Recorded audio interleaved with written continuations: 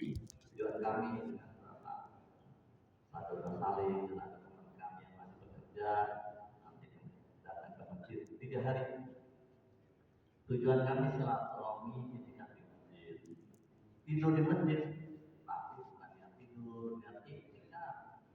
Biar malamnya bisa bangun malam, tahajud, nggak usah banyak-banyak, cuma 2 rakaat doang. Witir cuma 3 rakaat doang. Minimal Bapak Ibu ya, ada waktu dalam sebulan ketika kerja 3 hari, 27 istrikat tidur sama istri. Kalau yang punya istri ya Pak, tidur di rumah 27 hari, 3 hari kita nginep di masjid. Apa yang kita nginep di masjid?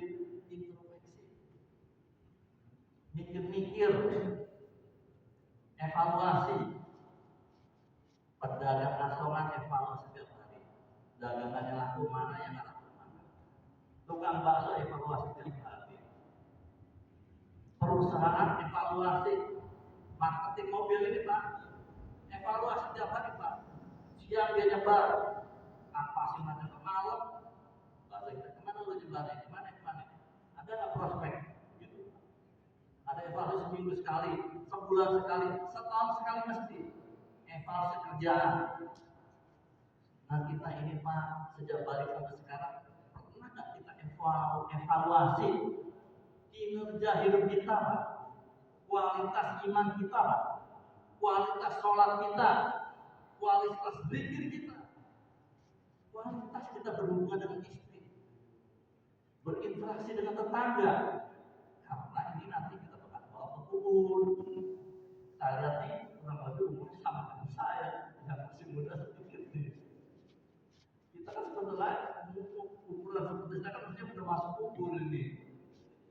Saya 63 tahun Bapak, teman saya sama 63. Mungkin Bapak ada ternyata Sultan 70 tahun. Ya, mestinya kita udah masuk kubur nih.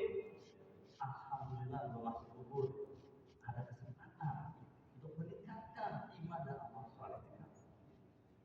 Gak lucu kalau kita punya warung nggak pernah direka-reka apa yang laku apa yang nggak laku. Nggak lucu. Dagang bakso nggak pernah evaluasi di gang ini nggak ada yang beli, di situ lagi. Maka kalau di gang ini nggak ada beli, dia pindah ke gang lain. Oh gang ini ada yang beli 1 2, datang ke situ lagi. Sampai tukang bakso ini tahu kapan tuan rumahnya datang. Itu bapaknya senang, misalnya senang pedas, dia tahu tuh ibunya nggak senang pedas, anaknya senang saus, tahu tuh kapan datangnya, seleranya masing-masing di rumah dia tahu. Kan itu dia evaluasi walaupun nggak nganjelin. Nah kita ini pernah nggak kita evaluasi iman kita, amal kita, karena kita bawa ke kubur. Iman kalau kata orang yakin kepada apa yang diturunkan oleh Allah, yakin di takdir, yakin pada bil ghaib. Maka namanya orang iman ketika hayat masih dengan badan, begitu udah di tenggorokan udah dibuka hijabnya tuh. Masih ada sekarang iman karena yakin kepada Allah. Makanya dalam surat apa itu Rabbana absarna wa sami'na fatina, surat apa itu? Ya, itu orang udah dibuka hijabnya mau. Oh iya betul, udah lihat dengan mata, udah dengar dengan telinga.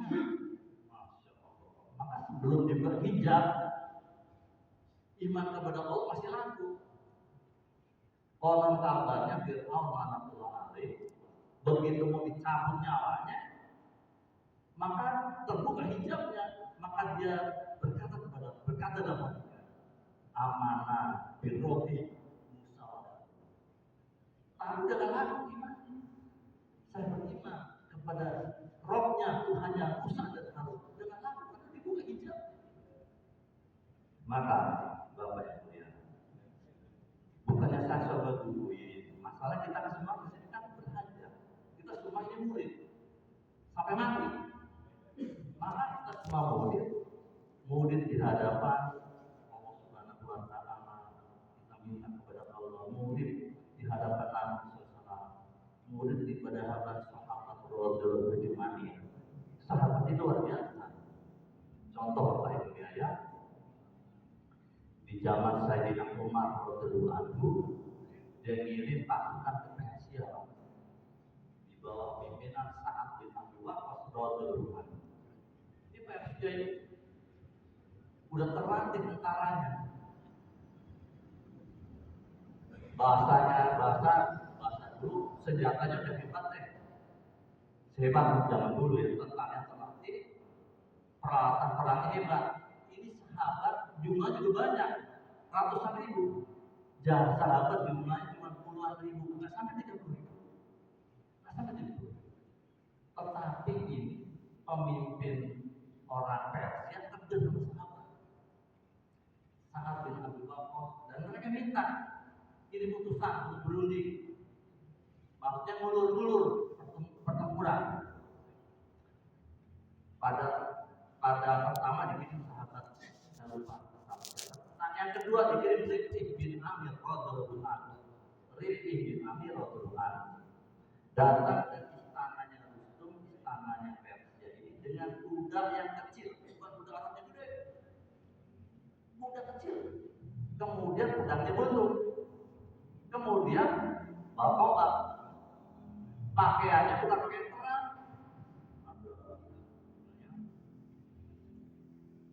tamengnya enggak, pakaian biasa, butut.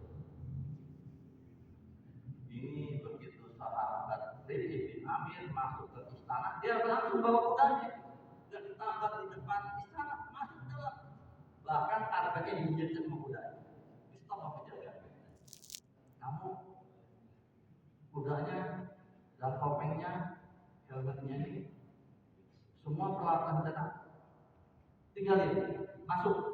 Ini Rifqih bin Amir dengan PD-nya bilang tidak. Saya kesini yang undang Anda. Kalau saya boleh masuk apa adanya begini, saya akan masuk. Kalau nggak pulang. Dengan PD. Ini. Kemudian ngomong sama jenderalnya Rustum, biar aja masuk. Maka Rifqih bin Amir masuk. Dia punya tali kudanya diiketin di kursi yang terbuat dari permadani emas. Dia nggak mau duduk kursi karena terbuat dari sutra lebih bawah. Maka Bapak yang mulia, ini Rifqih bin Amir datang ke sana hanya sendiri dengan pakaian coklat cantik, kemudian peralatan perangnya sederhana. Kenapa datang ke sana? PD, yakin, tidak melihat kekuatan orang Persia, senjata orang Persia, yakin bahwasannya ini utusan khalifah, berarti utusan Nabi, utusan Allah. Yakin. Di belakang dia itu ngomong.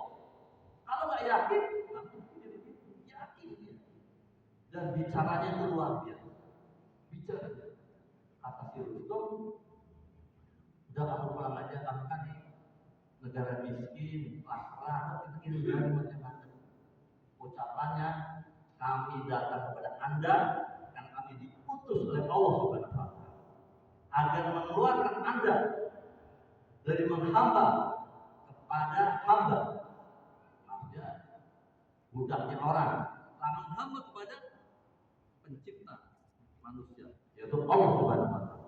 Kami diutus oleh Allah mengeluarkan manusia dari menghamba kepada manusia kepada menghamba kepada pencipta manusia. Kemudian kedua, kami dikirim oleh Allah dari mengeluarkan kamu kesempitan hidup di dunia kepada kelapangan akhirat. Kami diutus oleh Allah kepada Anda untuk mengeluarkan kamu dari kejahilan agama-agama kepada kejahilan Islam. Ini hebat, ucapan orang biasa, Pak. Orang biasa, bukan jenderal, bukan pembantunya jenderal, orang biasa, tapi ucapannya begitu. Kemudian ditanya lagi sama si Rustum, ini kamu siapa? Maksudnya apa, kamu jenderal atau apa? Ini dia ngomong, kami kami mewakili seluruh pasukan muslimin. Kami bertindak mewakili seluruh muslimin karena kami seperti satu bangunan, seperti satu jasa, bertanggung jawab kepada yang lain. Bapak yang mulia, ini pasukan yang tidak terkenal, itu ucapannya. Dan Rustum ini terkesan dengan ucapannya. Rustum ini terkesan. Dia ngomong sama setelah dia pergi, dia ngomong kepada jenazah anak buahnya. Kamu lihat, itu orang omongan begitu Pak. Kata-kata si teman-temannya, Anda sudah tercantum kepada Islam.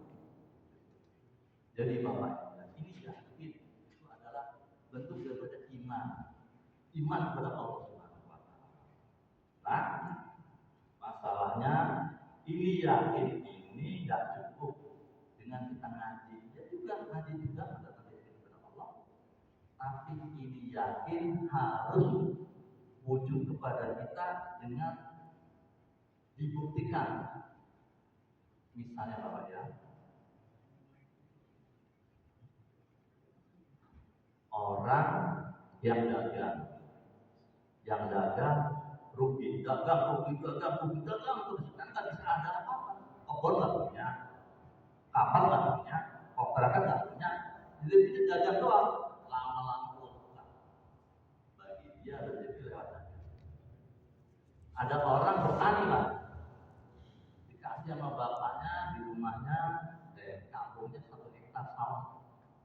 Dagang dia nggak bisa, pegawai nggak diterima. Bisanya memang cuma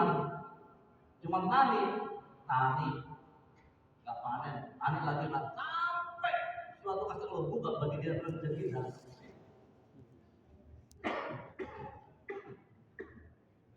nah, secara lahiriah memang rezeki lewat pertanian, lewat dagang secara lahiriah.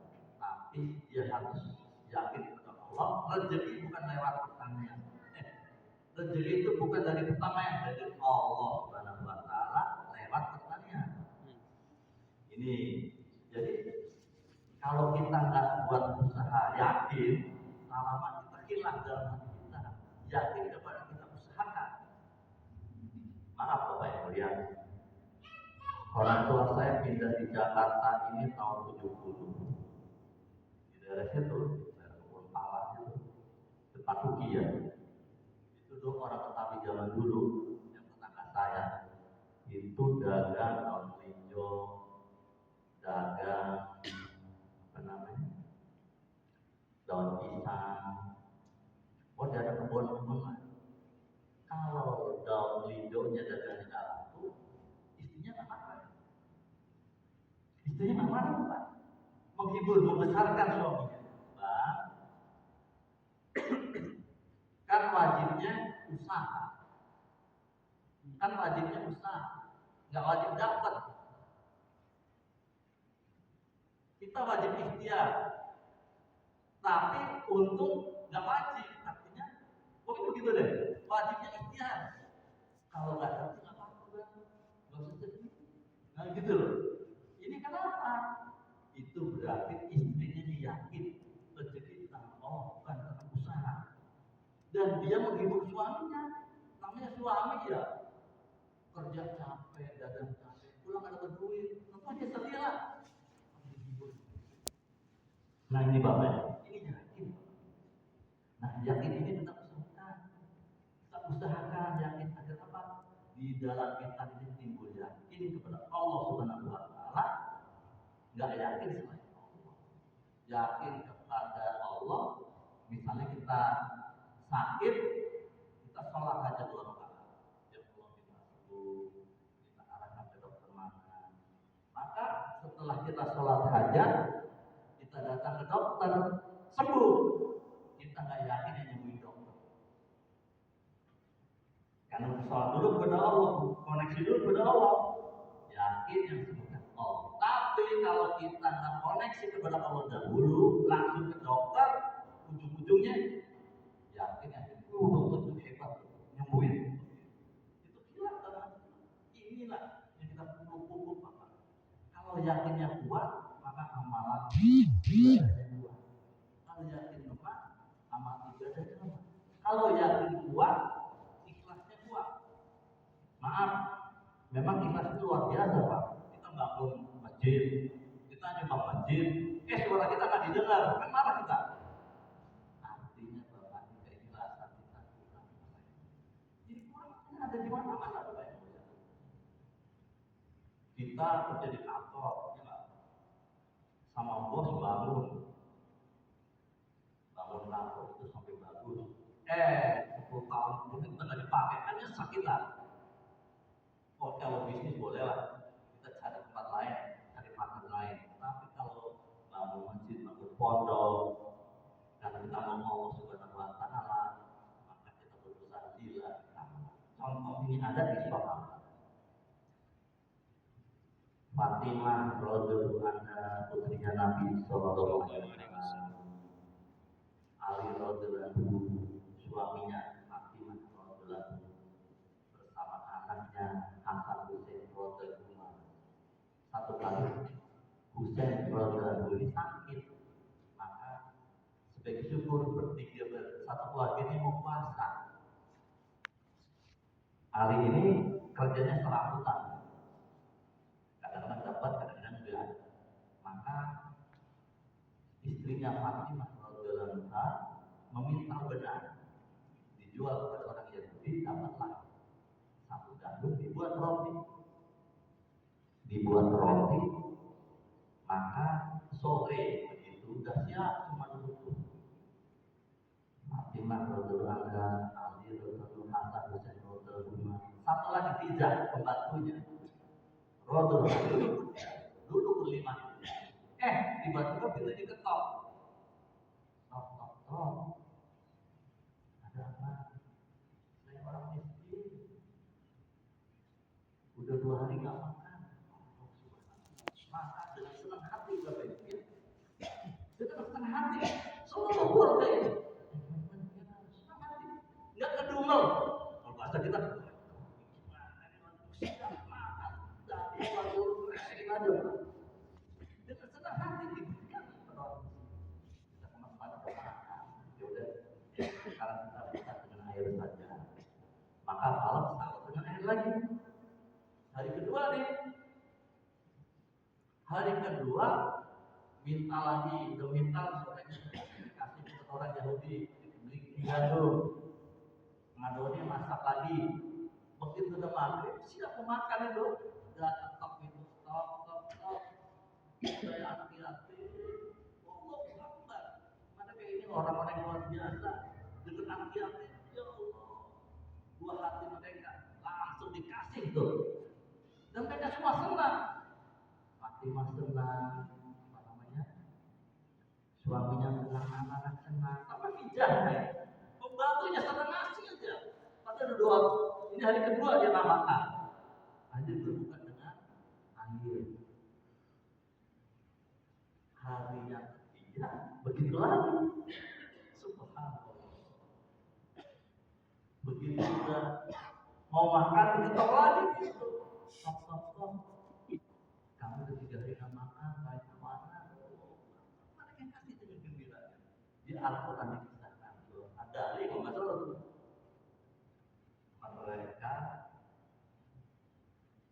mereka memberikan makan dengan cinta kepada orang miskin, ada yatim, kepada tawanan.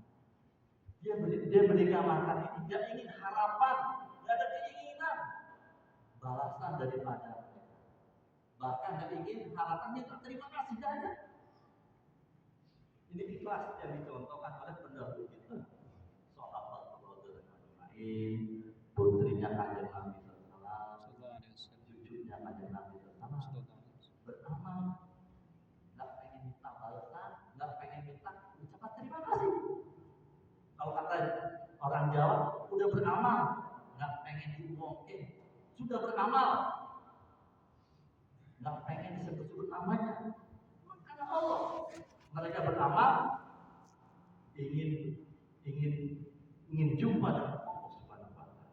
Ini ikhlas itu bagian bersifat yakin, sifat iman. Jadi kalau iman ada, sifatnya amalnya baik. Tapi kalau iman lemah, amalnya berantakan, semua jadi berantakan.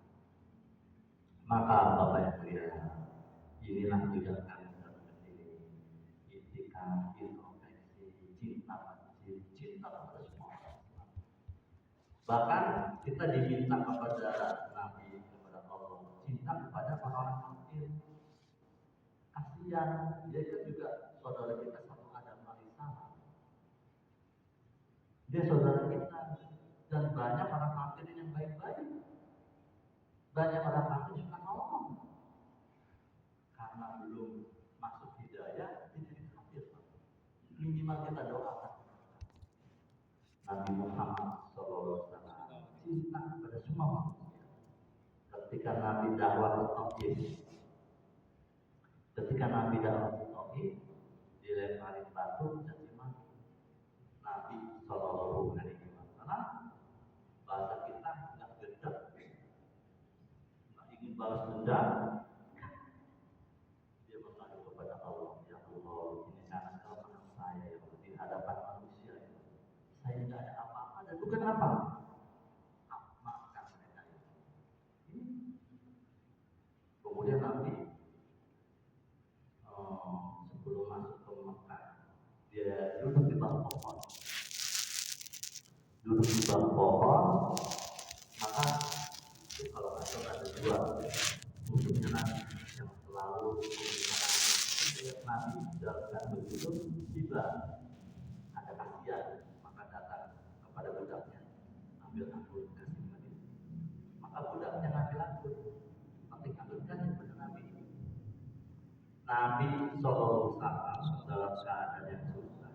Itu sebelum Nabi duduk ini, malaikat datang. Malaikat kan tadi, malaikat tidak punya emosi, tapi dengan Nabi begitu bergetar juga. Malaikat datang ke Nabi, ya Nabi Allah, kami penjaga gunung di luar kota ini. Silakan diperintah, kalau kau perintahkan itu gunung beradu, kegencet, bahasa kita biar mampus tuh orang kota. Kami bukan itu seperti itu. Subhanallah. Nah ini udah di situ. Maka Nabi makan baca Bismillahirrahmanirrahim. Si budak ini kaget. Ini kok ucapan kamu seperti kepada ucapan Nabi dekat saya. Emang kamu dari mana? Saya dari Ninawa. Oh, di situ ada saudara saya.